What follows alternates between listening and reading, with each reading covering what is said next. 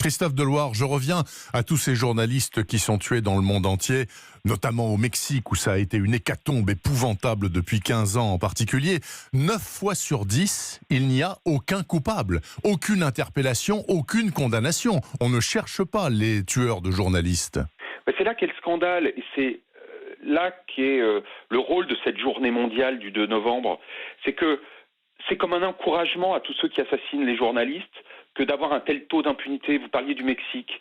Moi, j'ai vu une bureaucratie mexicaine spécialisée. Il y a un parquet spécial sur les assassinats de journalistes et des défenseurs des droits de l'homme, mais dont même le responsable, lorsque je l'ai rencontré il y a 3 ans, était incapable de donner le nom des dossiers dans lesquels il y avait eu une élucidation, c'est-à-dire dans lequel il y avait eu à la fin une condamnation. Et pourtant, s'agissant des assassinats de journalistes, il y avait eu une seule élucidation. Bref, le taux d'échec de cette bureaucratie mexicaine là-dessus, il n'était pas de 90%, il était supérieur à 99%. Christophe Deloire, une dernière question.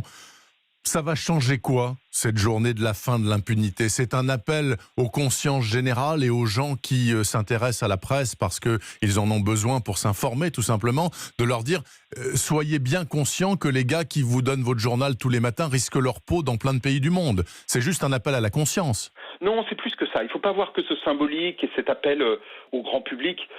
L'enjeu, c'est de mobiliser les dirigeants. C'est de mobiliser tous ceux qui ont un pouvoir et qui peuvent faire changer les choses, à l'ONU d'abord, parce que l'ONU a un rôle à jouer, et évidemment dans l'ensemble des pays, pour que les dirigeants fassent en sorte que les systèmes judiciaires condamnent ceux qui perpètrent des crimes contre les journalistes. C'est ça l'enjeu, c'est pas simplement une forme de commémoration symbolique. Merci beaucoup donc Christophe Deloire, le secrétaire général de Reporters sans frontières.